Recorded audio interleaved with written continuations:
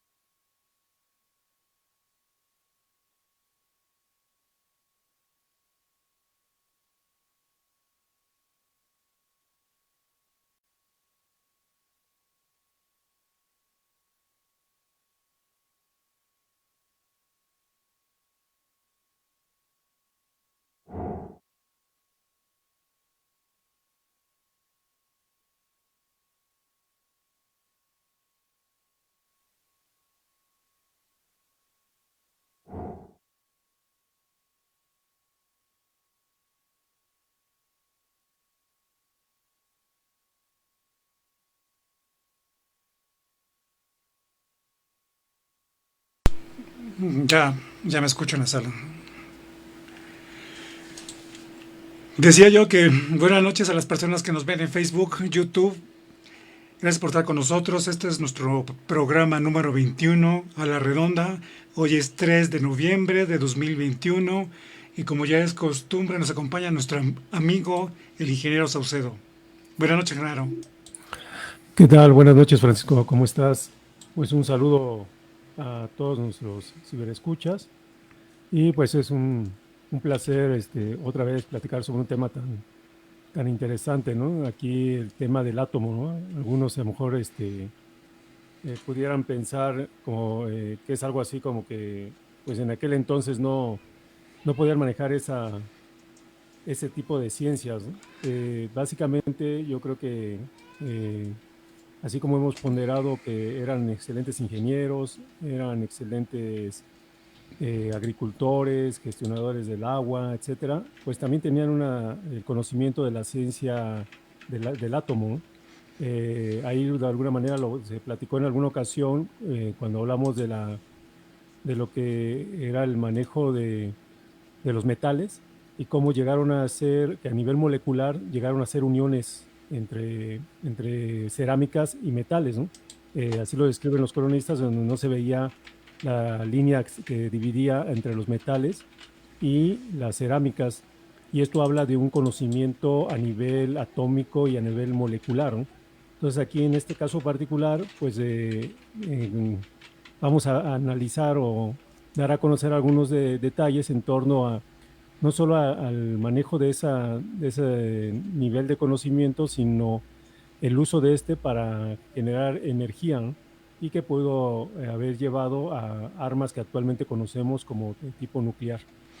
Exactamente. Este es una de las cosas que más polémica despierta, además de los aeroplanos, de los aparatos voladores, además del uso de la rueda, de los caballos y otros mitos, otros tabúes, mejor dicho, que tenemos en nuestra antropología moderna, donde prácticamente eso es inaceptable, ¿no?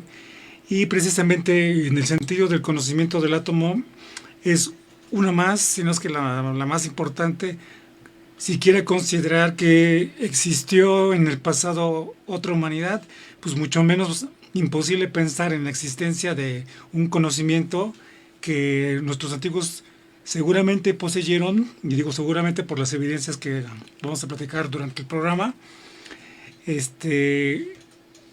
Prácticamente es como un anatema, ¿no? Se supone que eran unas civilizaciones muy atrasadas, incultas, que no tenían alfabeto y que supuestamente andaban así en taparrabo y no conocían los carruajes ni las bestias de tiro, y pues mucho menos, obviamente, iban a conocer la ciencia del átomo. Pero tú como comentas, ¿no? Poco a poco, a través de las investigaciones que ha hecho Revista Jefao, de todos los números, más de 100 números, más de 150 números me parece, pues dan cuenta, se ha tratado de describir la grandeza, describir la ciencia, describir la sociedad que en nuestro pasado caracterizó por grandes seres humanos, hombres y mujeres. Y precisamente algo que a veces nos pasa desapercibido es que el conocimiento del átomo resulta ser un asunto, bueno, no solamente se refiere al átomo desde el punto de vista de una partícula muy, muy pequeña, que supuestamente es indivisible, digo supuestamente porque ahora resulta que sí se puede dividir, ¿no? Y de ahí la fisión y la fusión también del átomo. Bueno, esa partícula que supuestamente es la última, el átomo, y cada elemento tiene una configuración específica del átomo, con sus electrones, protones, neutrones. Cada uno tiene una masa, propiedades específicas, etcétera, etcétera, etcétera. Más allá de esto, el conocimiento del átomo en nuestros antiguos mexicanos iba en relación a su uso. Es decir, hemos tratado de explicar que todos ellos, nuestras sociedades antiguas, no existía la especulación por la especulación. De hecho, la especulación o los sofismas o las dialécticas son propias de esta civilización. O sea, a esta civilización le encanta todo lo complicado, le encanta pasar horas y horas, libros y libros especulando diversos temas. ¿A qué nos referimos con especulación? Pues nada más hablar de un tema y darle vueltas sin llegar a una conclusión. Nuestros antiguos mexicanos eran una sociedad muy práctica. Entonces no se iban a gastar tanto tiempo y horas de saliva y horas de escritura demostrando tal o cual cosa. No, simplemente sabían que existía, ahora, la aplicación. Y eso es mucho más sensato. Precisamente Genaro, en la revista número 16, no sé si tengas algo en relación a este número que comenta el tema, los aztecas conocieron el átomo.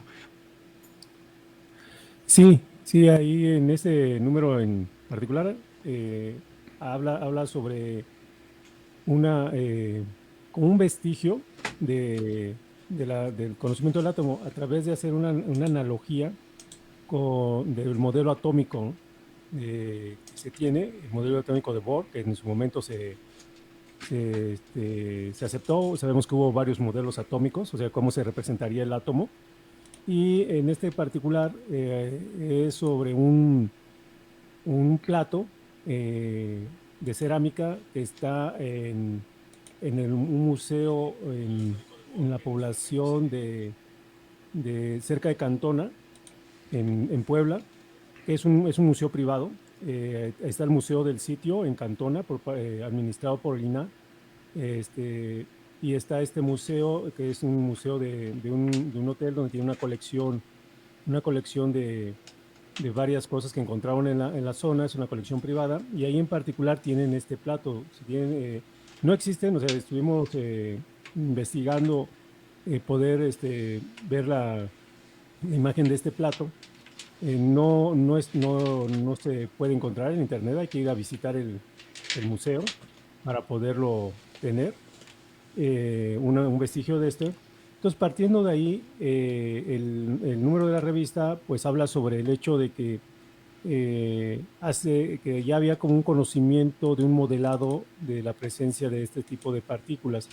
Y como lo decías, el tema de lo que es la definición del átomo, del griego y latín, que en ambos significa lo indivisible. Sabemos, como decías, que ahora han descubierto que no solamente es el electrón, el protón, el neutrón, sino los neutrinos y no sé cuántas partículas más. Recuerdo hace muchos años me leía por ahí una revista que editaba el CONACYT, que se llamaba Ciencia y Tecnología, y hablaba de muchísimas partículas, ¿no? Otro universo de partículas en torno al átomo. Pero bueno, para fines prácticos y de referencia, en esto del uso del concepto del átomo, los llevamos a la parte de la ciencia en donde lo aplicaron. Uno de los aspectos importantes es la energía atómica, como actualmente lo hemos visto tras la terminación de la Segunda Guerra Mundial, que cuando se lanzan las dos bombas atómicas en Japón, Hiroshima y Nagasaki, y pues se hace una destrucción total, ¿no? de esas ciudades. Además hubo pruebas previas en lo que es Nuevo México, en donde Oppenheimer lo nombra como la prueba Trinity, en inglés, que significa Trinidad, en donde ahí es donde empezamos a ver vestigios de la presencia del uso y manejo de la energía atómica en las culturas ancestrales, no solamente en lo que es el continente de Anáhuac, sino encontramos en culturas como la egipcia, que le llaman a unos cristales del desierto, y estos cristales del desierto, por sus propias características, algunos investigadores, y de hecho uno lo encuentra en el internet, en donde dicen que esos cristales se produjeron a través de impactos de meteoritos, pero lo que es curioso, y gente que se dedica a estudiar el impacto de meteoritos sobre la Tierra, es de que siempre dejan vestigios de materiales como el hierro o el fierro. Sin embargo, estos cristales que los encuentran en el desierto del Gobi, en el desierto de Libia, en el desierto de Egipto, no están asociados con el hierro. Entonces dicen, bueno, ¿cómo fue que se crearon esos cristales ahí? Porque algunos dicen que pues, fue por un impacto de un meteorito. Me voy a permitir compartir para que sea un poco más ilustrativo eh, y puedan ver esta parte, ¿no? Ahí si la pueden apreciar. Primero pongo los números de nuestra revista, en donde hablamos sobre ese tema en particular, ¿no? O sea, los aztecas conocieron la energía atómica, que ese es el número 62, ya es después de este libro del número 16, conocieron la ciencia del átomo. El mundo de Anáhuac sufrió una guerra nuclear, y ahí hablamos del continente americano, pero hablamos de zonas como India, en el desierto, la parte del desierto del Gobi, el mismo Egipto, etcétera. Y pongo aquí el número de los aztecas y una ciencia desconocida, ¿no? Entonces, aquí en este particular podemos ver que la energía atómica pues empieza a darse el manejo de la misma, y el ejemplo más claro fue las explosiones nucleares que se llevaron a cabo en Japón. Aquí básicamente pues el concepto es crear una fisión, que realmente es una reacción que empiezan a golpearse, por así ilustrarlo, una partícula elemental contra otra, y empieza una reacción en cadena. En el tema de una bomba atómica es una reacción en cadena no controlada, y por consecuencia hasta que se agota el combustible, o sea, la cantidad en este caso aquí de uranio, pueden ser las bombas de estas, hasta que se acaba ese combustible es cuando deja de seguir haciendo esa reacción en cadena. En el caso de los reactores nucleares, ya con usos llamarle benéficos, que es para la generación de electricidad, estas plantas nucleoeléctricas están controladas las reacciones, ¿no? Hacen un control de las reacciones, y sabemos que cuando esto se sale de control, pues ya hemos visto ejemplos como Chernobyl, en donde pues se explotó el núcleo y se creó todo el problema que ya conocemos, ¿no? Entonces, esta parte es como antecedente y también como un contexto de la ciencia actual, en donde, como les decía, Julius Robert Oppenheimer, que era un físico teórico, y que lo interesante es que él conocía perfectamente el sánscrito, él sabía leer el sánscrito. ¿Y por qué hago alusión al tema del sánscrito? En el sánscrito es la lengua en la cual está escrito los libros de la India, en particular el Mahabharata, en donde habla sobre que cuando a él le preguntan, después de que se hizo las explosiones, le preguntan que si es la primera, que estamos entrando algo así como a la era de la energía nuclear, y se hicieron las primeras explosiones de estas características. Y él menciona, Sí, son las primeras, pero de la edad moderna. Esto dando alusión a que sabemos que en la literatura hindú, en estos libros del Mahabharata, hablan sobre los vimanas, hablan sobre las guerras, grandes guerras que hubo hace miles y miles de años, en donde nos dicen que había armas tan poderosas como 10.000 soles, ¿no? En una forma así como alegórica, hablan de un poder, que los dioses se enfrentaron y destruyeron muchas cosas. Entonces, esto nos da clara evidencia de que hubo una ciencia ancestral que manejó la energía atómica como actualmente, ¿no? Y como les decía anteriormente, pues se han encontrado esos cristales del desierto en Israel, Irán, Egipto, Libia, India, Pakistán, ¿no? Aquí hay unos ejemplos de estos cristales que se encuentran en estas zonas y que en Egipto, por ejemplo, lo usaron como pendientes, ahí lo podemos ver, y no se explicaban exactamente de dónde venían, ¿no? En cuanto al tema de lo que algunos decían que era para meteoritos, pero realmente no sé. Estos cristales se forman a temperaturas de 1500 grados centígrados y algunos decían, bueno, es que se formaron a través de lo que es propiamente por rayos de descargas de rayo hacia el suelo. Y no, no es así. Yo he tenido oportunidad de ver que cómo se forma cuando penetra un rayo en el terreno, se forman una serie de uniones de piedra, pero es totalmente diferente a un cristal, o sea, no alcanza a convertirse en un cristal. Solamente una explosión nuclear permite que se creen, por las temperaturas tan elevadas que se generan, que se cree cristales de esta naturaleza como los que les mostraba anteriormente. Y esto cuando hicieron las pruebas en Nuevo México, el resultado que vieron en el piso, en el cráter que se formó, que tenía más o menos una profundidad como de un poco más de 1 metro, ahí vieron que se formó una capa de un cristal y era muy semejante a lo que se llamaban los cristales del desierto.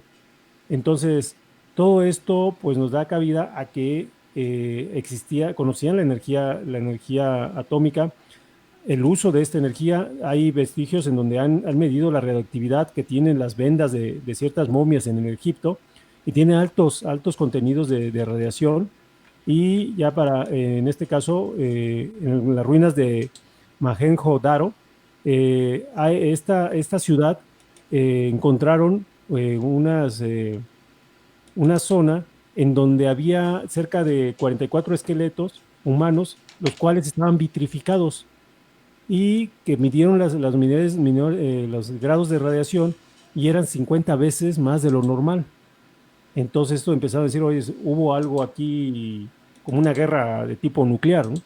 Y esto pues da cabida pues, a que podamos entender de que se manejó esta ciencia, no es algo moderno, y así lo dijo Oppenheimer, que es uno de los que estuvo involucrados en la creación de la bomba atómica, porque conocía perfectamente la literatura de la India. Así es. Vamos a comentar un poco esto más. Sí, por un lado están los vestigios en cuanto a la presencia inequívoca de explosiones, así como comentábamos en otra transmisión previa, que les enseñamos la zona donde existe la enorme posibilidad de que hayan habido tremendos impactos sobre la corteza terrestre, y no precisamente meteoritos. Hablamos de la parte de Norteamérica, donde estuvo antiguamente Laurencia, la Tierra Dorada, justamente en lo que hoy es Canadá, Groenlandia, parte de Rusia, Alaska, bueno, Islandia. Esta región pues prácticamente fue devastada, y precisamente ustedes, quienes hayan visto una película moderna de superhéroes, supuestamente está Odín con sus hijos precisamente viendo de frente a esa región devastada. Está en un acantilado, supuestamente en Noruega, y está viendo hacia el Polo Norte, ¿no? Ahí donde esa conflagración tuvo lugar. Pero más allá de eso, ahora vamos a tratar de vislumbrar qué significa, así como comentaba Genaro. Vamos a tratar de entrever cuál es el principio filosófico o místico de por qué nuestros antiguos sabían de la existencia del átomo.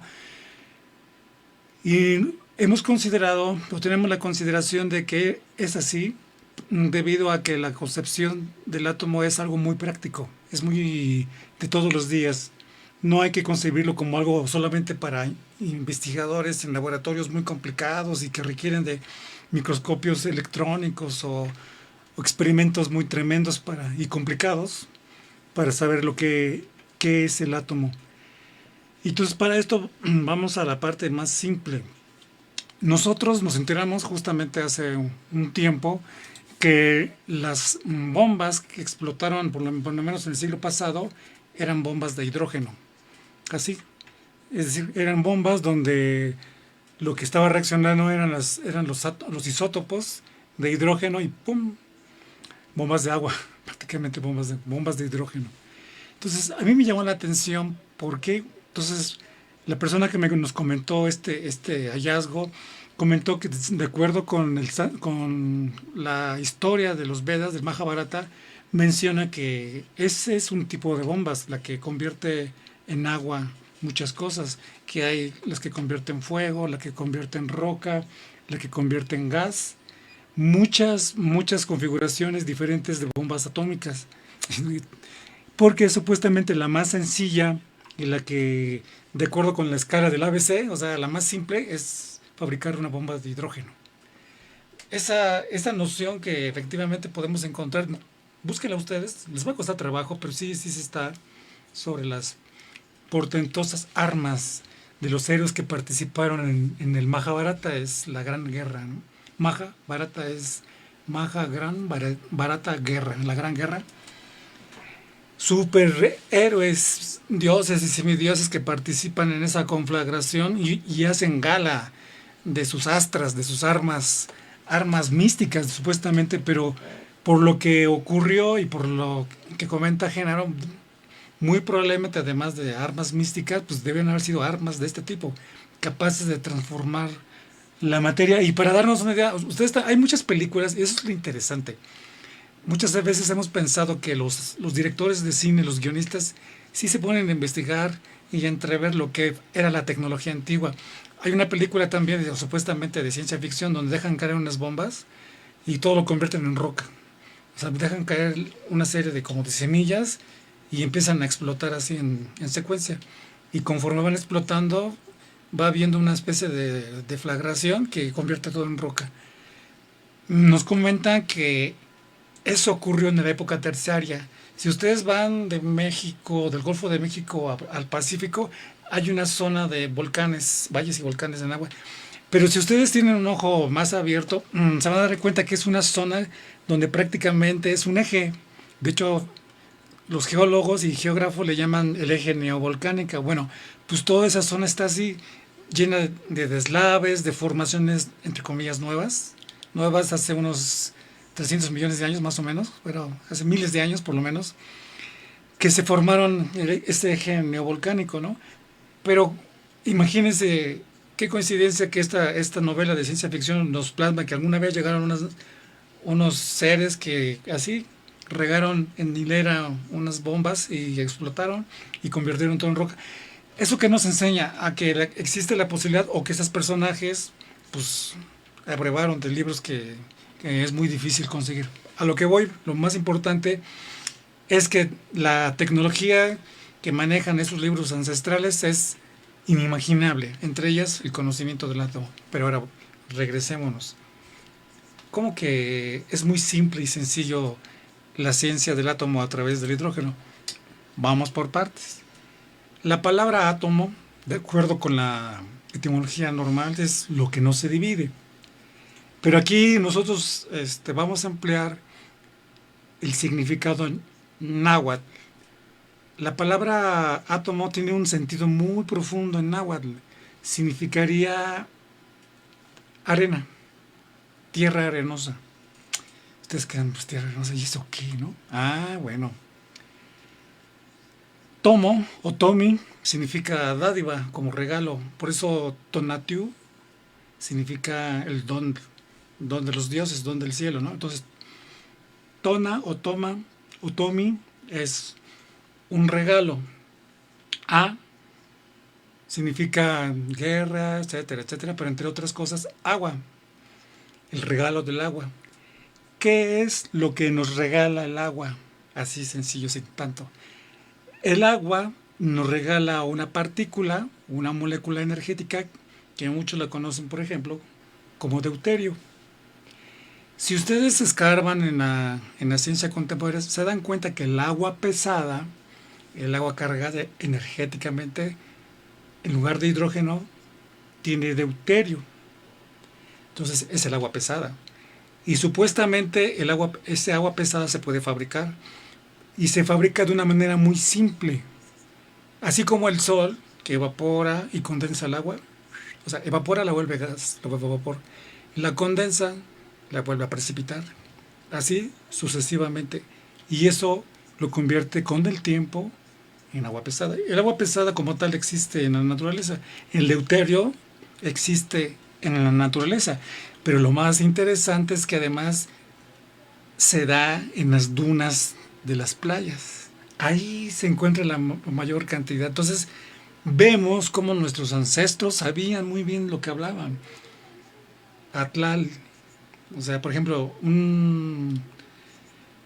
por desinencia la palabra deuterio sería como tlali, odlali, odlari, oteo, por ejemplo, teotlali.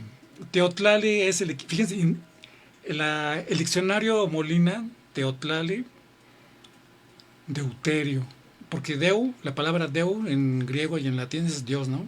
Teo, supuestamente en náhuatl y en griego también, significa el huevo cósmico, Dios o el todo, ¿no? El cosmos. Entonces, teotlali, pues cómo está, me empieza a la mente a ver, ¿cómo que teotlali? Deuterio, entonces, ¿qué significa esto? Significa que precisamente este material es un regalo dado por los dioses al ser humano, el cual está a su disposición. Por eso las civilizaciones antiguas, sobre todo las que tuvieron a bien gobernar muchos años, por ejemplo, en el caso de los griegos, ellos mencionan que a sus atletas les encantaba correr sobre la arena de la playa, porque decían ellos que se vigorizaban. Y es cierto, si ustedes hacen eso a ciertas horas del día, sobre todo en la mañana, cuando amanece o cuando atardece, se llenan de energía, pero nosotros nos impregnamos de esas moléculas o de esas partículas energéticas del hidrógeno, del agua, ¿no? Y nuestros mismos cuerpos hacen lo mismo, o sea, nuestros mismos cuerpos condensan y licúan el agua, la vaporizan, entonces son plantas, nuestros cuerpos son plantas que al absorber esa materia de que nos rodea, pues se va energizando, se va energizando. Entonces, cuando es de nuestro interés, de acuerdo con esto mismo. Bueno, antes de eso. Ustedes ya en esta época, y ya es más público, han conocido el motor de hidrógeno, ¿no? Que supuestamente es el conocimiento tecnológico contemporáneo más escatimado porque desplazaría la tecnología de la combustión por petróleo, ¿no? Por los derivados del petróleo. Por eso es tan celosamente guardada hoy en día, porque pues haría prácticamente a un lado toda la tecnología del petróleo. Y pues tiene razón. Para no escarbar mucho en la tecnología del motor de hidrógeno, pues existen muchos detractores que dicen que no. Pero sí, las reacciones del motor de hidrógeno son como las de cualquier pila. O sea, es una reacción de óxido-reducción. Se liberan, hay un flujo de iones electrones y pues se produce la diferencial voltaico que es necesario para producir la energía. Pero no solo eso, no solo produce esa energía eléctrica, sino en conjunción ya con los conocimientos antiguos produce una energía un poco más potente que tiene que ver con esto que estamos comentando. Es por eso que se supone, eso ya es una teoría, que los aztecas, estamos hablando de hace 500 años, sí conocían estos principios. Por eso el libro de Bernal Díaz Castillo, él comenta que Moctezuma podía pasar, por ejemplo, de un medio acuático a un medio terrestre sin ningún problema, que incluso a ellos, la contingente diplomático azteca, le dieron entre muchos regalos un disco como de oro, y donde cabía sentada una persona y que mediante un golpe en el fuselaje o como una especie de golpe, pues empezaba a levitar. Pero pues eso no era magia, es ciencia, ¿no? ¿Y de qué estamos hablando? Pues de los motores de hidrógeno, del movimiento perpetuo, es decir, un movimiento que no requeriría de un voltaje para girar, por ejemplo. Es un movimiento perpetuo, eso también es de los conocimientos más celosamente buscados y celosamente guardados, porque ahí encierra la energía disponible para todos. O sea, medios de transporte que pues nunca se apagarían. Por ejemplo, un motor perpetuo que decían que existe o existió mejor en esa época, pues eran vehículos que volaban o que nadaban en el agua o que volaban en el aire, pero que nunca se apagaban, constantemente estaban en estado vibratorio, estaban andando y no era muy complicado. De hecho, según ciertas fuentes, sobre todo de allá védicas, los aparatos aéreos iban de muchos materiales, excepto metal, porque el metal, por el estado vibratorio del cuerpo metálico, no genera mucha estabilidad y se desgasta prontamente. Incluso dicen que los vehículos eran de materiales como en madera, fíjense, y piedra, que eran los más sencillos. ¿Qué encierra todo esto del conocimiento del átomo? Pues que encierra el conocimiento de la energía, cómo manejarla, cómo producirla, cómo hacer esos motores de arranque perpetuo o esos supermotores poderosos capaces de levantar ciudades enteras, porque esa es la otra. Los vimanas que mencionan los Vedas no eran naves así como, pongan ustedes como un jumbo jet, ¿no? De unos 100 metros de largo por otros casi 200 de años. No. Los Vimana eran ciudades flotantes. Ciudades, haz de cuenta el DF, así, imagínense que lo que es el centro histórico, la Cuauhtémoc, aquí elevándose. Está increíble, ¿no?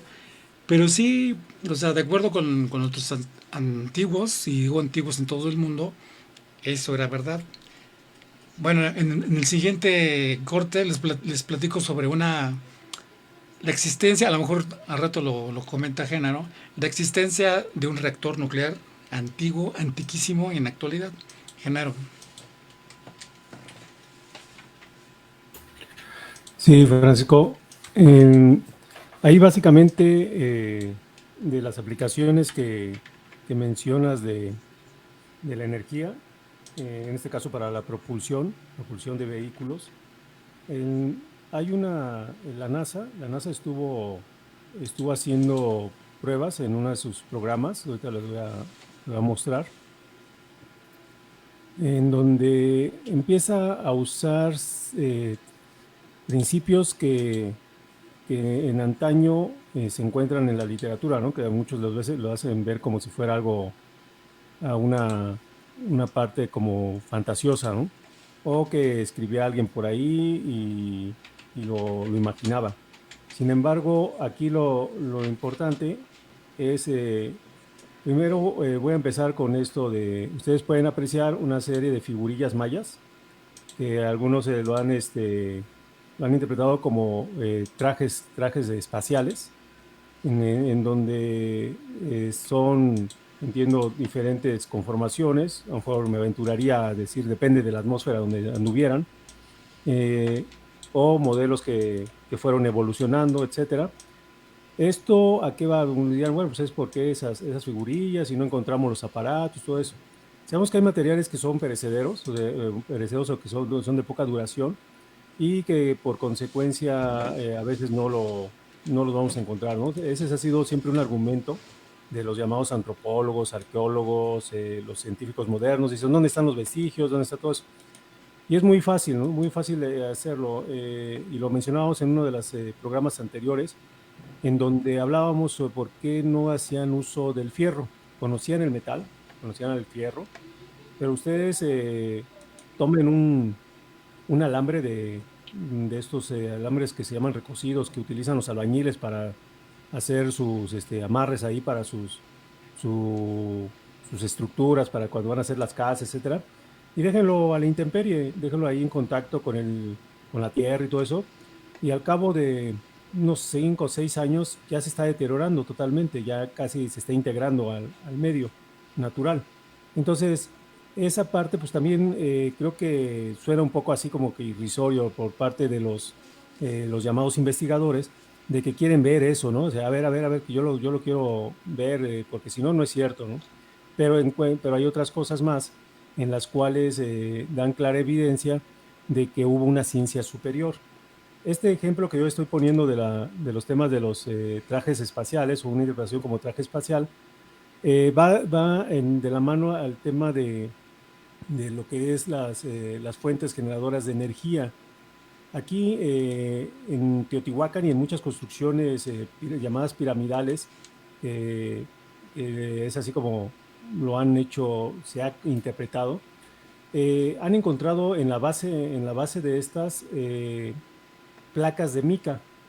Y estas placas de mica, su propia característica de la mica es que es un excelente material aislante, altamente que resiste altas temperaturas y que se utiliza mucho para fabricar lo que se conocen como capacitadores, que es un almacenador de energía eléctrica se conoce en forma de campos eléctricos.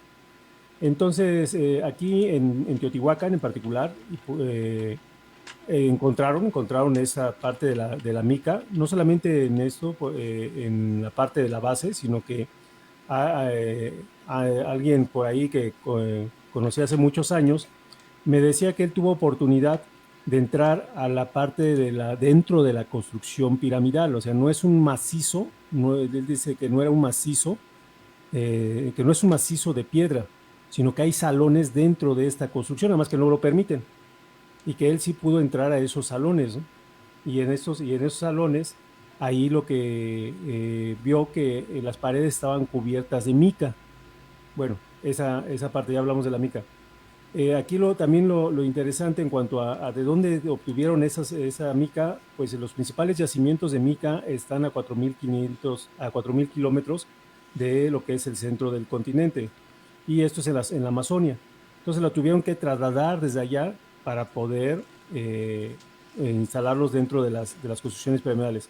Y también habíamos platicado en un programa anterior sobre el uso del mercurio, que encontraron mercurio en la parte también de las construcciones.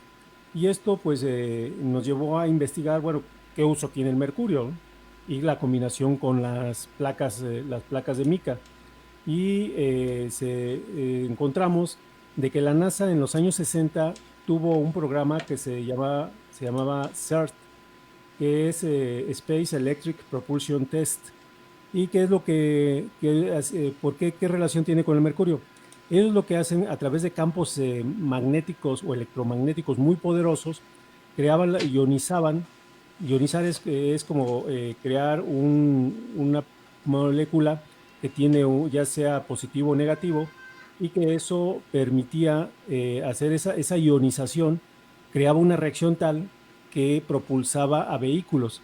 Y lo estuvieron probando. De hecho, tuvieron 3 programas, CERT, el programa CERT como tal, CER1 y CER2. Ahorita les voy a mostrar la página de la NASA, en donde está esa información, yo no la estoy inventando.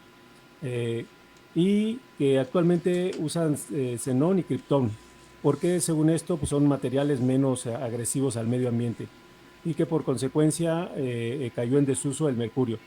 Entonces, ya con esto, que la ciencia actual, que es la NASA, una institución muy respetable a nivel mundial, eh, pues estamos viendo que los principios en los cuales se basa la generación de energía, en este caso usada para la propulsión de vehículos estelares, eh, ya cambiamos nuestra forma de ver esas grandes monolitos de piedra, o que así es, a lo mejor es la obra negra, algunos diríamos es la obra negra, de aquello que realmente eran como máquinas y que eran generadores de energía. Y esto pues está comprobado por la ciencia actual, ¿no? No es algo que estemos haciendo una invención de lo mismo, ¿no? Y aquí pues les voy a mostrar, aquí ustedes pueden ver, esta es la página oficial de la NASA, y habla sobre estos elementos utilizaron aquí, por ejemplo, aquí lo usaron para cohetes, Y habla aquí de lo que es los iones de mercurio, aquí para iones a alta velocidad de mercurio, y que es una ciencia que se está aplicando. Y sabemos todo lo que es detrás de lo que existe, por ejemplo, las investigaciones de la NASA. O sea, mucha gente trabajando en torno al desarrollo de esta ciencia y tecnología, pero sabemos que tiene sus bases en la antigüedad y que fueron, yo creo que aquí, pues yo me atrevería que pues apenas están haciendo los pininos, ¿no? De una ciencia la cual fue desarrollada hace muchos miles de años y que por consecuencia, pues nos está diciendo de que hubo civilizaciones mucho más avanzadas que nosotros. Y sabemos que asimismo lo hemos platicado, una de las grandes civilizaciones ancestrales y que nosotros somos herederos directos, pues fue la Atlántida, ¿no? Y que está a través también de números de la revista, pues hemos comprobado que en el único lugar del mundo donde existen los topónimos que hablan sobre la partícula Atlan o Atlán, o hasta nos podemos atrever que Aztlán es, como decías, ya por los cambios fonéticos, pudo haber sido Atlán, no Aztlán. Entonces, somos nosotros herederos de esa gran civilización que hace más o menos unos más de 10.000 años hubo una catástrofe mundial y que usaron toda esa ciencia. Y ahí, como último dato, hay un investigador en el cual edita un libro en el que menciona que la superficie de Marte presenta todos esos cráteres que se alcanzan a ver, presenta impactos como de armas nucleares. Y este investigador, que es el doctor John Brandenburg, que es un físico en plasma de la Universidad de California, y escribe un libro que se llama Explosiones Nucleares en Marte. Perdón, Explosiones Nucleares de Muerte en Marte. El descubrimiento de una masacre planetaria nuclear.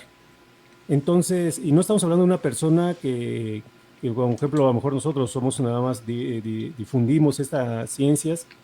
Ellos son estudiosos de lo mismo, tienen grados doctorados.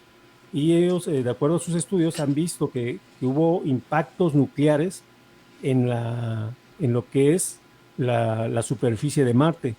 Y que, bueno, él se aventura a decir que fueron destruidos, esos planetas fueron destruidos. Entonces, parte de lo que tú estabas mencionando, de que hubo una gran civilización en que no solamente fue a nivel local las destrucciones, sino que fueron a nivel planetario, ¿no? Ya algunos otros empiezan con el tema de los extraterrestres y que les trajeron la cultura. Yo, mire, en lo personal, yo no comparto eso. Es como subestimar nuestras capacidades como seres humanos. Creo que la ciencia y técnica que actualmente tenemos, pues creo que aparentemente nadie nos la ha regalado, ¿no? Sino que ha sido el esfuerzo de la misma humanidad con las herencias culturales que estamos hablando en este caso. Y que, pero eso, y que ya vienen de otros lugares y que nos dan la cultura, nos dan la ciencia, pues ahora en forma global, pues ahora nos ponemos como gente muy primitiva que no podemos desarrollar, ¿no? Creo que esas corrientes no nos viene a nadie a nivel global como para poder tomarlas en serio. Exactamente. Este es su programa A la Redonda, número 21. Para las personas que apenas nos están viendo, cada miércoles estamos platicando con las personas que nos escuchan y ven por Facebook, YouTube y otras redes sociales. Efectivamente, ya nada más para culminar este día, vamos a comentar lo que decíamos hace rato, que existe un reactor nuclear muy antiguo. Este es un artículo de la revista Nature del 1 de noviembre de 2004 y comienza con energía controlada por agua. Bueno, de lo que está hablando, y aquí voy a compartir un poco de pantalla, es de un país, Gabón, que para que ahora sí que sepamos dónde está Gabón, anda por Creo que ya. A ver. ¡Tarán! Bueno, en lo que me la ponen.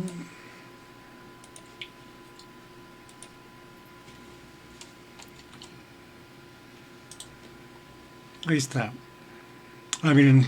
Este es la miniatura o flyer de esta sesión, ¿no? Y en el plato que comenta el ingeniero Saucedo está dibujado algo parecido a este átomo, el clásico átomo de Bohr, o no sé qué químico físico lo hizo. Bueno, supuestamente lo hizo, ¿no? Es un modelito así que está en un plato de ese museo privado que ya no podemos visitar. Bueno, sí podemos visitar, pero que ya no tiene acceso a las fotografías, por lo menos en red. El que se ve al fondo, esta es la imagen del exterior de ese reactor. Ese reactor se encuentra en el país de Gabón, prácticamente en la costa occidental del África Central. Fíjate sobre el Ecuador. Ahí se ve la raya del Ecuador. Bueno, de acuerdo con la revista que les estaba platicando, Nature, dice que tiene 2.000 millones de años. Dice que los científicos creen haber descubierto cómo los procesos geológicos conspiraron, fíjense, conspiraron, o sea que fue la casualidad, conspiraron para crear el equivalente a una planta nuclear de 100 kilovatios que producía pulsos de energía cada 3 horas durante un periodo de 150.000 años. Estos reactores naturales fueron descubiertos en la región de Oklo, en Gabón, en el país ese de África Ecuatorial Occidental. En 1972, los científicos encontraron evidencia geológica de que el uranio, en vetas de mineral de uranio, en forma de lente, había sufrido reacciones en cadena de fisión autosostenidas, generando un calor intenso. En este proceso, los neutrones subatómicos liberados por la desintegración radiactiva de los átomos de uranio inducen la desintegración de los átomos. ¿Por qué creen que yo casi no leo las revistas científicas? Porque es un lenguaje muy complicado. Bueno, en general, de lo que está hablando es que en este lugar encontraron reacciones en cadena de minerales, y no solamente en cadena, sino en secuencia, y esa secuencia se repetía, según aquí, cada cierto tiempo, cada 150.000 años, según aquí.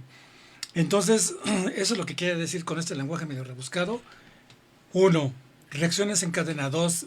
Esa reacción en cadenas tiene un ciclo, una pulsación, y esa pulsación generó un calor inmenso, tan inmenso que, como se ve en la ilustración previa, funde la roca.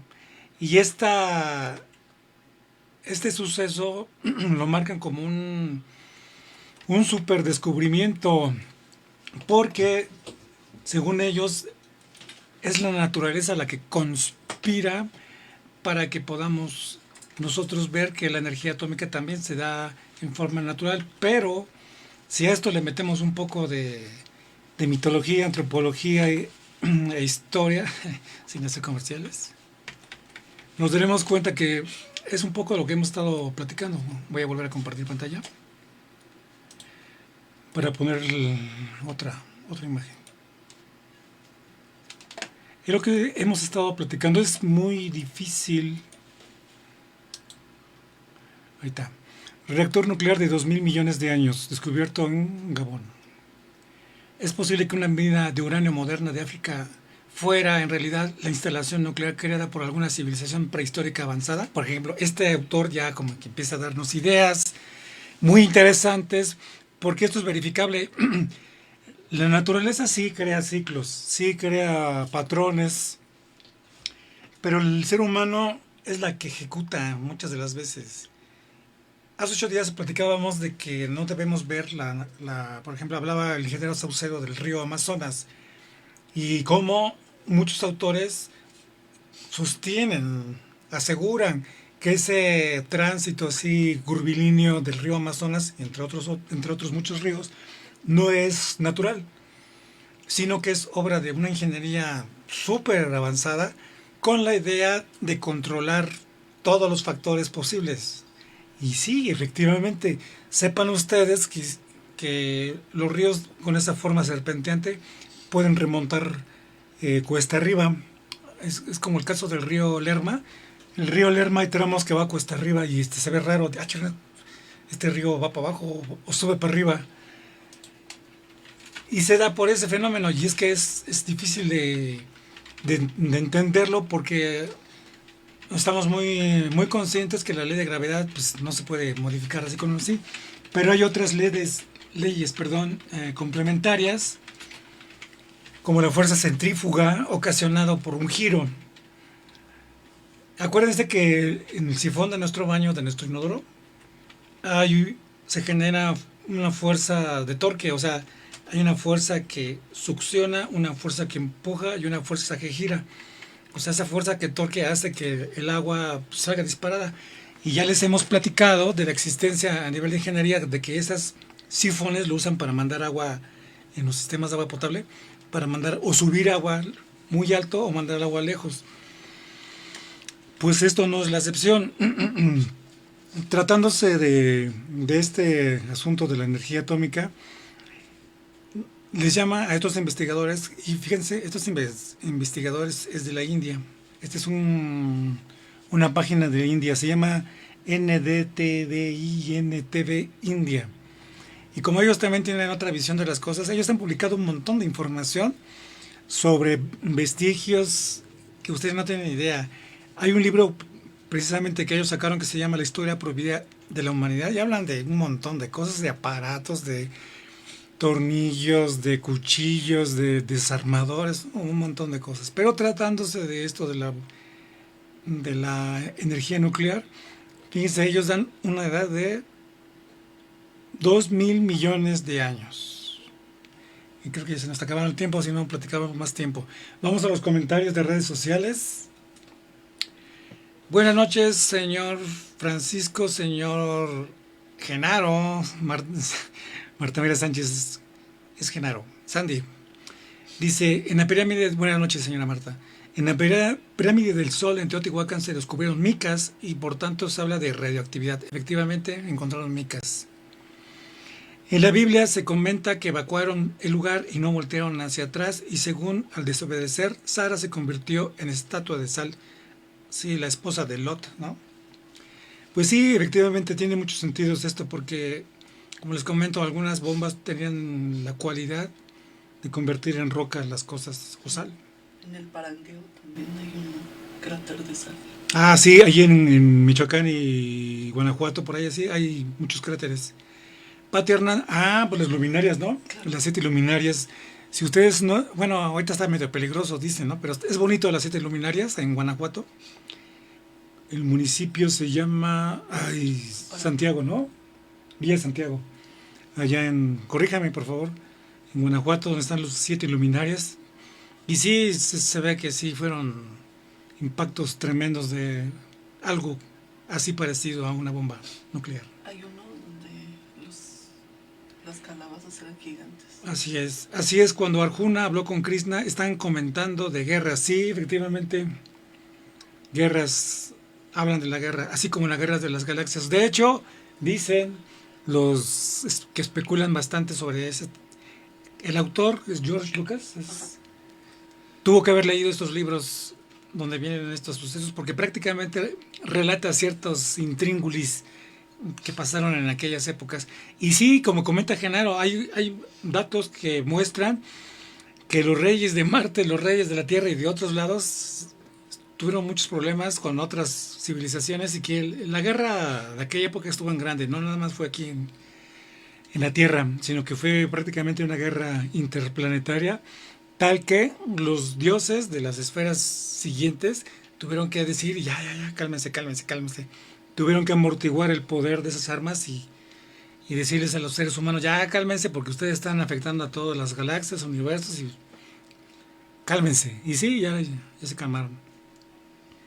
Pero hay un rey que está creo que en Medio Oriente, no recuerdo, que tiene en su lápida unas inscripciones de ningún lengua conocida, pero que habla de la vieja Sidonia. La vieja Sidonia, bueno, Sidonia significa arena roja. Entonces se especula que la vieja Sidonia, o mejor dicho, la gran Sidonia es Marte. que en una época se llamó Sidonia, Marte, quién sabe, puede ser, pero que el rey añoraba su tierra, pero que prefirió quedarse aquí en el planeta, o sea, añoraba su planeta Marte, pero que bueno, finalmente se quedó aquí. Es interesante esa historia, ¿no? Un día hay que buscarla. Dice, se cree que los teotihuacanos las placas de micas las traían de Oaxaca, por donde está la pirámide, no recuerda cómo se llama, y que según los arqueólogos y científicos, la humanidad, tantas cosas, que aún no está preparada para conocer la verdad. No, sí está, pero el problema es que no la creen. Ni nosotros la creemos, imagínense. Es lo que dice el Bhagavad Gita. Hablan de estas guerras galácticas. Así es, exactamente. Hay escritos en el Tíbet que hablan de desarrollo de conocimientos de los mexicas. Sí, hay muchas cosas que saben los del Tíbet. José Jaramillo, perdone mi ignorancia. ¿Qué no se necesita enriquecer el uranio para que funcione como combustible? Pues sí, efectivamente. Y lo que, de acuerdo con lo que comento de este reactor, es lo que hablan los arqueólogos, los geólogos, que de forma natural ellos creen que ese uranio se ha ido enriqueciendo con el tiempo y que tiene una pulsación y que se repite ese ciclo. O sea, se enriquece, pum, pulsa, se eleva la temperatura y otra vez se enriquece, pum. Es un motor, es como si fuera un motor o un pulso.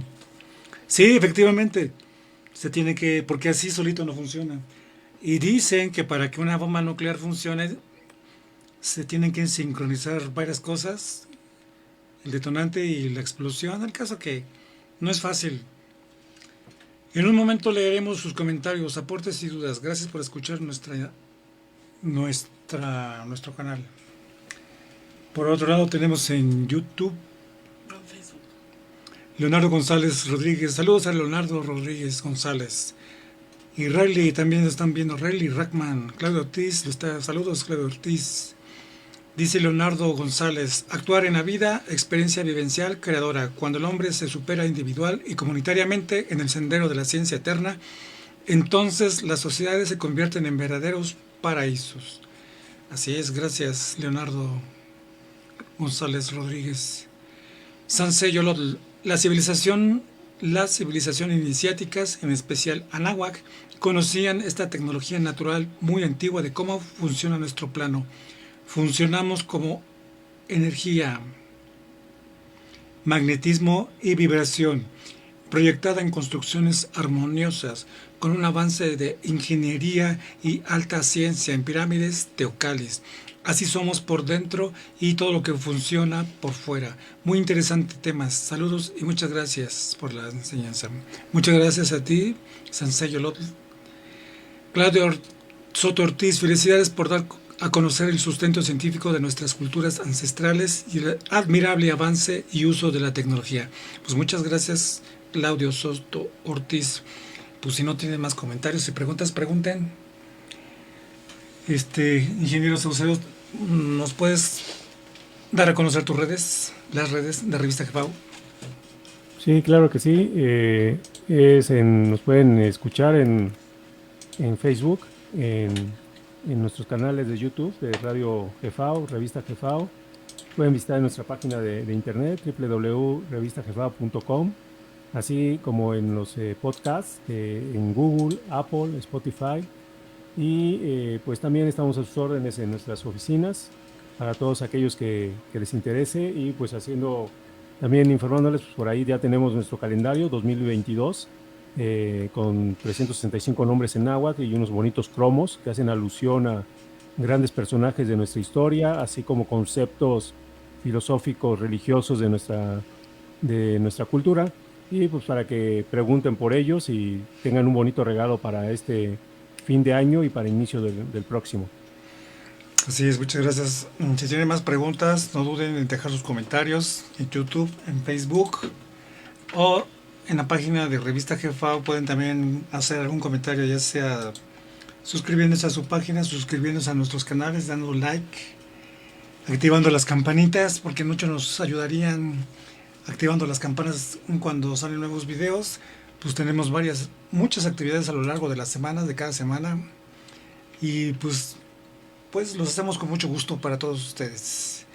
Pues por mi parte, también tenemos estamos saliendo por sino.fm, diagonal Radio Jefao, es una estación de radio, las 24 horas, ahí si nos gustan escuchar también. Y por mi parte ha sido todo, esperemos que nos vemos dentro de 8 días. Hasta luego. Esto fue A la Redonda. Adiós.